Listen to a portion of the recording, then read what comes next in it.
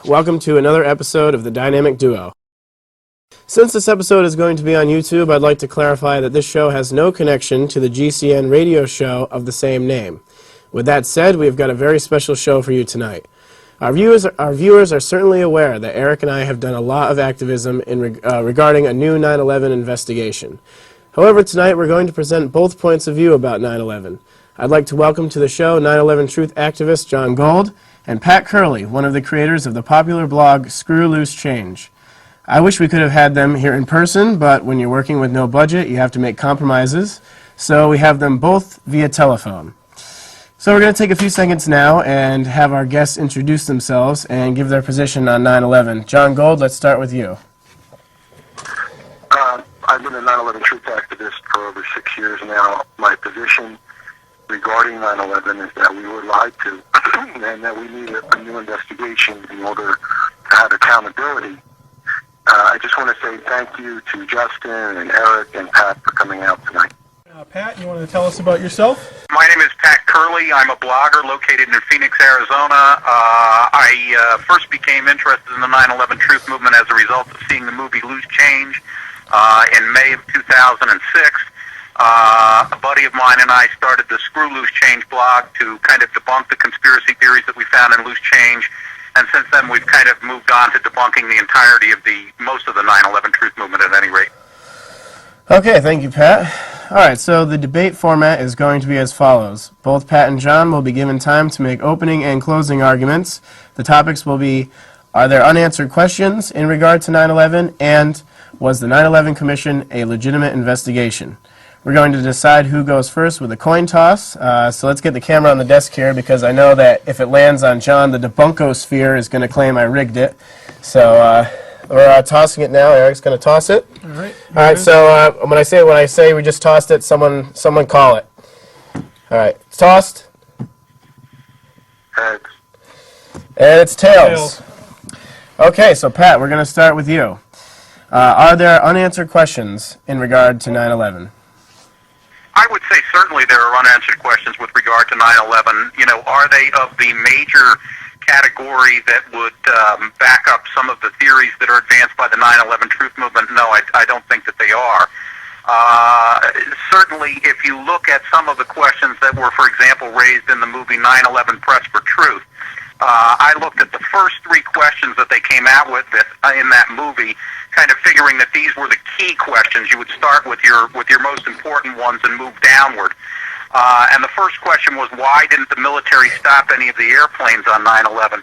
And I think that arises from a fundamental misunderstanding of how the events occurred on 9/11. If you look at the Vanity Fair article that was published on the lies of NORAD, you'll see that the most notice that NORAD had, or the NEADS actually, the Northeast Air Defense Sector had, was 9 minutes for any of the hijackings. That's just not a sufficient time to intercept the planes that were involved in the attacks. And they bring up in the movie, actually, the Payne-Stewart flight. Well, the Payne-Stewart flight was intercepted 81 minutes after it was first noticed that the plane was not responding to radio communications. The second question was, why wasn't Bush evacuated from Booker Elementary? And that's really a Secret Service question that they have to make that kind of decision. I don't know why they didn't move Bush. I suspect that because they figured that he was safer in the school than he would be, being moved out suddenly. And then the third question, why did the buildings fall? Well, that's pretty obviously a very complicated question that has been answered by NIST through several years of investigation. So, John, are there unanswered questions? Okay, well, Pat said that there are unanswered questions, but nothing that would indicate that the theories that some of the theories that the 9/11 truth movement puts forward are accurate. And I say that, who is Pat to define why these questions should be answered? There are unanswered questions regarding the most horrific crime ever to take place in this country. That is reason enough for them to be answered. The question is, are there any unanswered questions? I have a list in front of me of unanswered questions compiled by Lori Van Auken and Mindy Kleinberg, two Jersey girls, also members of the 9/11 Family Steering Committee. And only 30% of their questions were touched on. Pat, don't you think that the families deserve to know how and why their loved ones were murdered? Don't you think they deserve to have their questions answered? Well, let me read what the Family Steering Committee said when the 9/11 Commission issued their report. They said the Family Steering Committee extends its heartfelt gratitude to the 9/11 commissioners and staff for their tireless work in producing the final report. We also offer our sincere thanks to the commissioners for reuniting and refocusing the American public towards one common goal, making this nation less vulnerable to terrorists. They have rekindled the spirit of common purpose that characterized this nation in the days following September 11th. The Commission has brought us together again, truly committed to a determined mission to make our homeland safer. So it sounds like they felt that the most important questions were answered.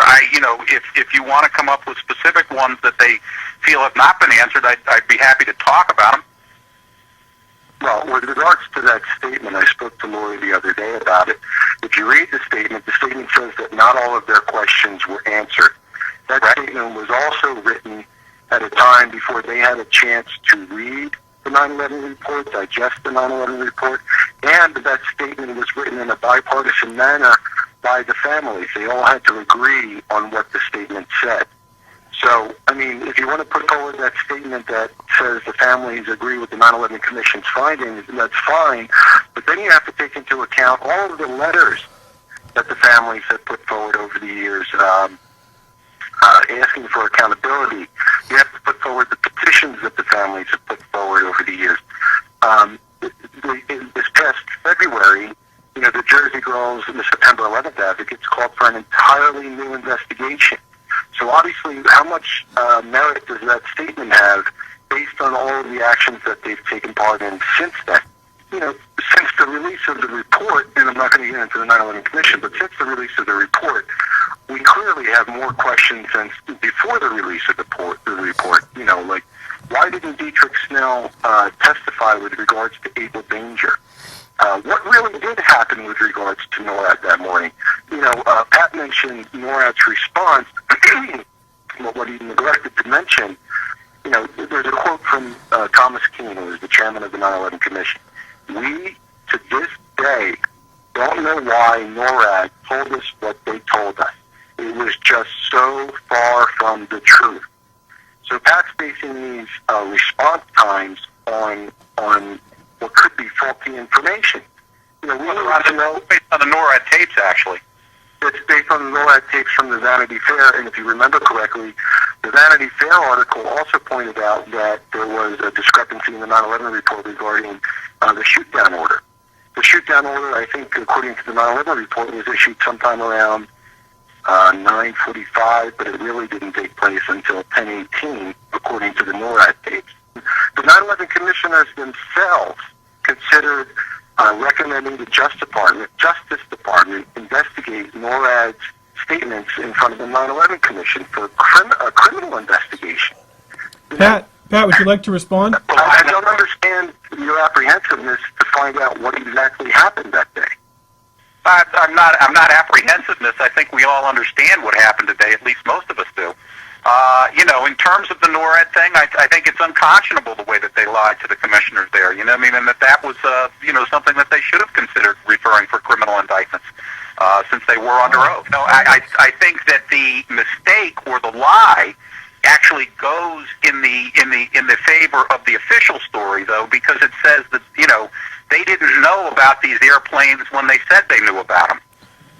Right. You don't know any more than I do the reasons why they lied. We just know that they did lie, and I think that is enough reason to open up a new investigation to find out exactly what happened. And the NORAD response is just one aspect of the problems with the official account.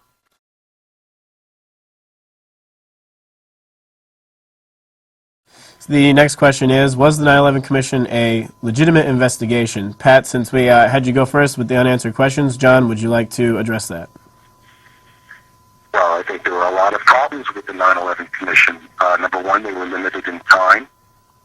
They were limited in funding. There was a constant battle for funding.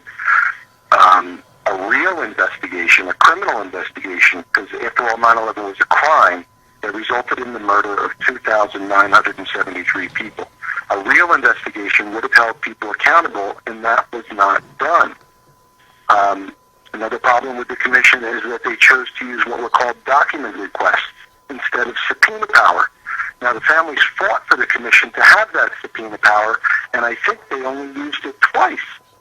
The commission, was mandated to give a full and complete accounting of everything that happened on 9/11, and Pat and I both agree that there are unanswered questions. So the fact that there are unanswered questions shows that they failed in their mandate. If you want to listen to what 9/11 family member Bob McElvain says, he said that he overheard 9/11 Commissioner Richard Benveniste say that it was not an investigation, but instead an exposition. So, Pat, you're saying you agree that the 9/11 report was not an investigation, 9/11 Commission was not an investigation? There are aspects, if you read the law that actually established the commission, Section 602 reads purposes. The purposes of the commission are to examine and report upon the facts and causes related to the terrorist attacks of September 11th. And then they go on to, number 3, build upon the investigations of other entities. Not to recreate the wheel, but, summarize what the FBI had examined. Certainly there are ongoing criminal investigations that have been going on that are completely separate from the 9/11 Commission report. You have the trial of Zacharias Moussaoui last year. You have the pending tribunals for Khalid Sheikh Mohammed and Ramzi Ramzi bin al-Shib. You have so the idea that the 9/11 Commission was the only investigation is untrue. The FBI said that it had 7,000 of its agents working on the Pentabomb investigation in 2001 at the height of the investigation. You have all the NIST reports that have gone on. That's additional millions of dollars that is not being considered in the original 9/11 Commission funding. They did get the additional funding that they had requested. In fact, every dollar that they had requested. They initially were budgeted $3 million. They said that was too little. They asked for $11 million. They ended up with a $14 million budget. So they did get the amount that they wanted. The time limitation was one that I think the Republicans would have been happy to put off. One of the problems that I think the commission experienced with the White House was that they saw that, geez, this report is going to hit, in May of 2004, right in the middle of a presidential election. And I think they would have been quite happy saying, we'll give you another year if you want it. Don't release the report during the middle of the presidential election. Right. Well, you mentioned the thousands of people in the FBI who worked on the case. Quantity obviously does not equal quality. You look at the recent anthrax investigation and the problems that they're having with that.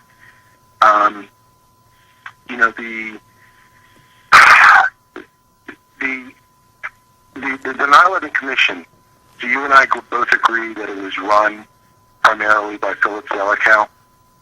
I think that, that's an accurate statement, and I do think that Zelikow probably was a bad pick for the commission, based on his prior work with the Bush White House. But on the other hand, if you look at it logically, and if you read even in Sheenan's book, the commission, he says that, Kane and Hamilton both felt that he was absolutely the most qualified person to do it because he had the experience of working on that commission based on the Florida election fiasco of 2000. He had been the executive director of that commission. And Carter said, he did a very good job and he was nonpartisan. So, a lot of people felt like, he could get past the fact that he had worked for the Republican administration that was part of the investigation.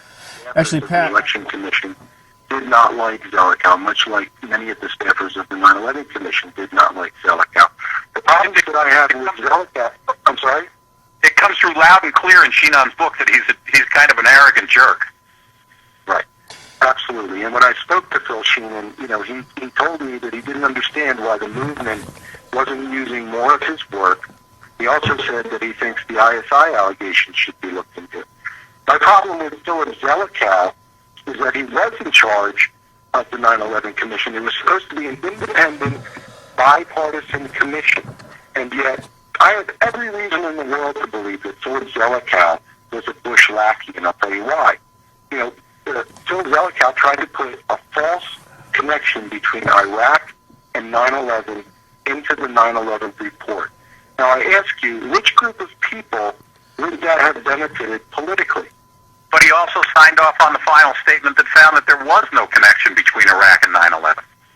Well, but that was after the staffers and the families fought against him inserting Laurie Milroy's testimony into the 9/11 report. I also, I firmly believe that he probably took direction from Paul Rove, which was the allegation that drove the Jersey girls to call for an entirely new investigation.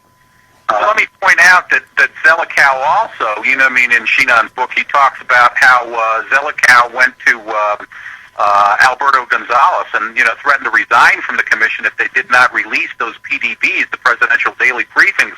And if you remember, it was the release of one of those PDBs, the August 6, 2001 one, which was very embarrassing to the White House, and they would have loved not to have revealed that. So, it's funny that you mentioned the August 6th PDB because that primarily revolved around Condoleezza Rice during her testimony in front of the 9/11 Commission. Philip Zelikow helped to rewrite the 9/11 Commission in favor of Condoleezza Rice. So that shows right there that the so-called independent 9/11 Commission was not independent. It was not bipartisan. And also, you take into account that the White House vetted each and every chapter of the 9/11 report. Now, this was, again, supposed to be an independent 9/11 Commission, and it certainly was not.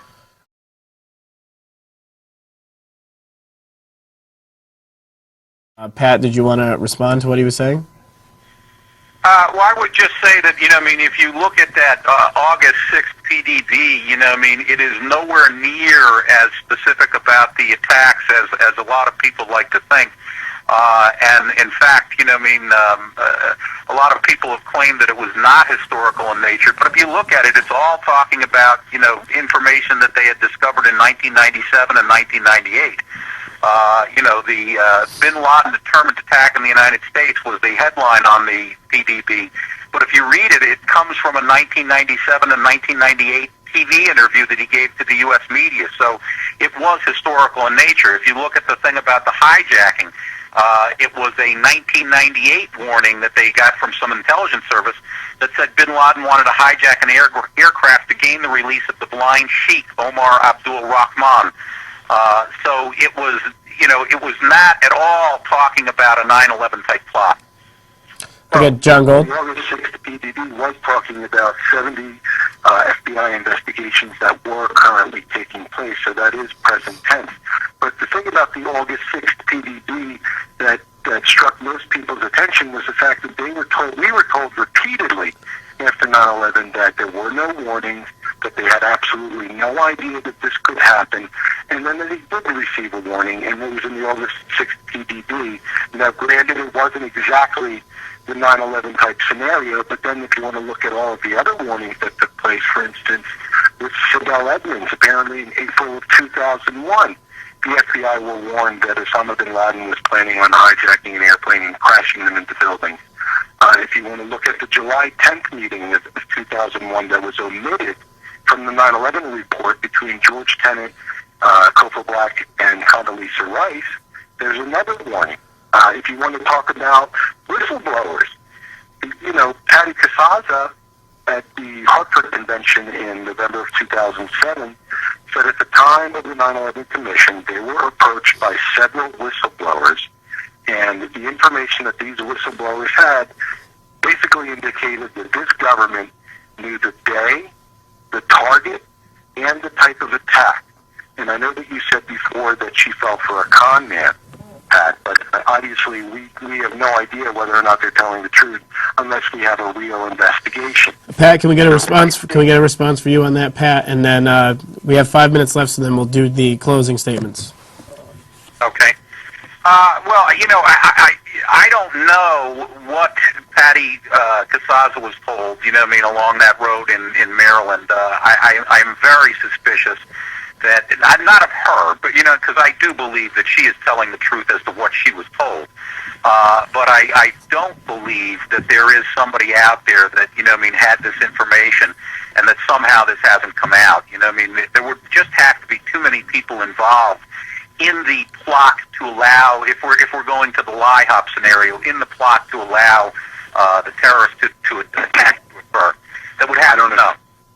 I don't acknowledge either of those terms, lie-hop or my-hop. I think if there are legitimate problems with the official account, then, this is the day that created the post-9/11 world. So if the day that created the post-9/11 world, where our civil liberties disappear, where preemptive wars are fought, then I think it's something that we need to know about. Pat?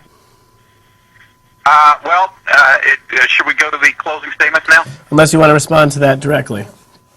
No, I'd like to go to the closing statement. Okay, then let's have the closing statement from you, Pat. Okay. I would just point out that if there is another 9/11 investigation, and let's say that it comes down a little bit harder on the Bush administration, saying that Bush was not paying sufficient attention to the Al-Qaeda threat, and that several of the NORAD generals lied to the original commission about when they knew about the hijackings of flights 93 and 77, and saying that Tenet should have been fired for not notifying the FBI of the presence of Al-Midar and Al-Hazmi in the United States.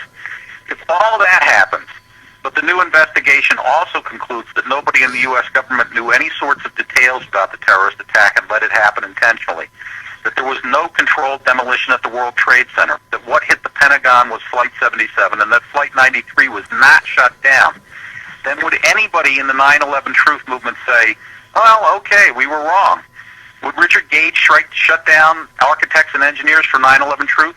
Would Patty Casaza accept that her informant along the highway in Maryland was lying to her? Would David Ray Griffin stop talking about voice-morphed phone calls? Would Nico Haupt give up on TV fakery? Would Killtown stop claiming that Val McClatchy's photo was phony? And the answer is, of course not. So stop pretending that all you want is another investigation. You want another investigation that comes to the conclusions that you believe. Thank you for your time. Okay, John, let's hear from you on that.